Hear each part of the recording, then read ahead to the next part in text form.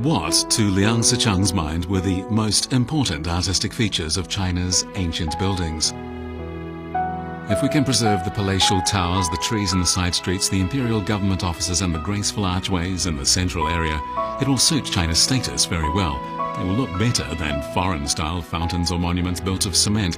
Such cheap ornamental objects are awkward imitations of the marble ornamental objects of Europe and North America, and they are a disgrace to our unity. We should undertake a careful study of the memorial arches from the Han Dynasty, stone carvings from the Southern and Northern dynasties, stone pillars with Buddhist inscriptions from the Tang and Song dynasties, archways from the Ming and Qing dynasties, and sculptures on pavilions, around lakes and on screen walls, stone bridges and marble memorial columns, and make ingenious use of them. Qingshou Buddhist Temple, notable for its twin pagodas, was built in the Jin dynasty around 800 years ago. It stood on Beijing's Xidan Street, and Liang Sicheng planned to turn it into a scenic spot. The city of Smolensk has a 7-kilometer-long city wall that was once referred to as the bottleneck of Russia, but after it was damaged during the Second World War, it was restored. In the same way, Beijing's city wall could have been described as the bottleneck of China.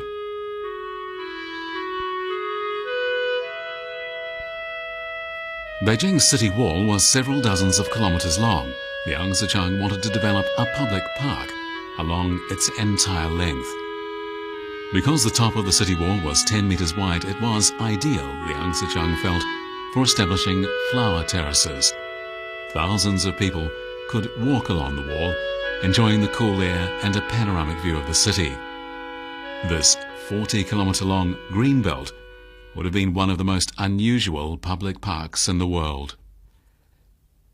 In many of the world's leading cities, the city walls were demolished long ago. In France, the victorious revolutionaries had pulled down the city walls of Paris, and much the same had occurred in London and Rome. But in the 1950s, Beijing's city wall was still standing, and Liang Sicheng wanted to preserve what he considered an outstanding structure.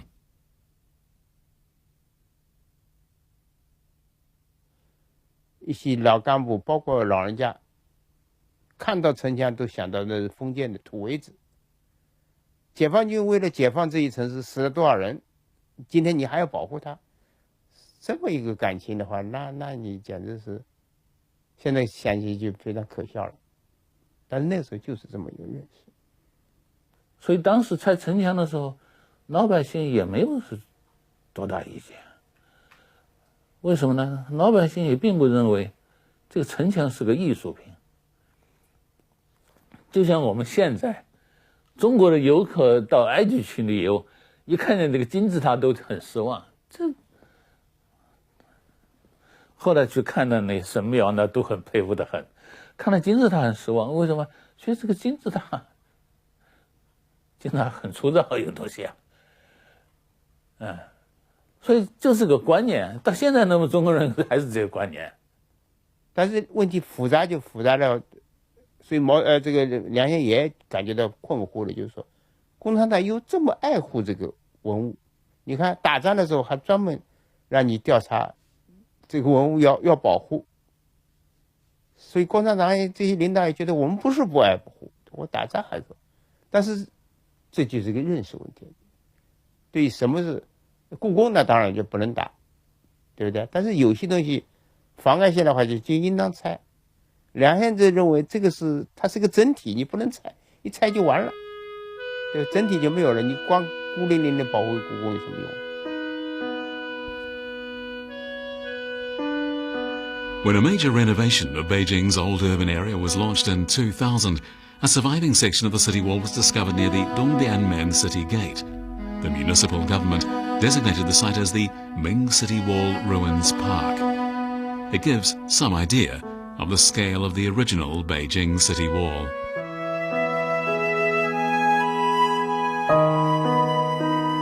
In 2004, Beijing rebuilt the Yongdingmen City Gate, which had been demolished nearly 50 years before.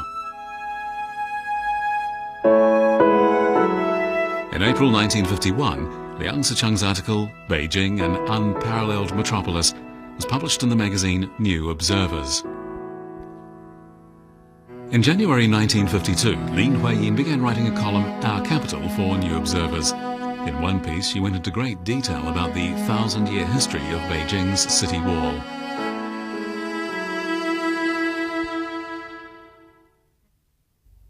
With his plan to preserve much of the ancient city of Beijing rejected, Liang Sicheng turned his attention to retaining a national architectural style for new buildings.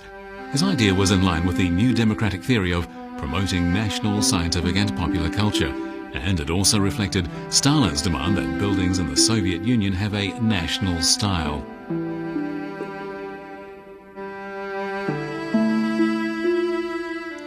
Following the founding of New China, Liang Sicheng and Lin Huiyin shifted the focus of their studies to political affairs.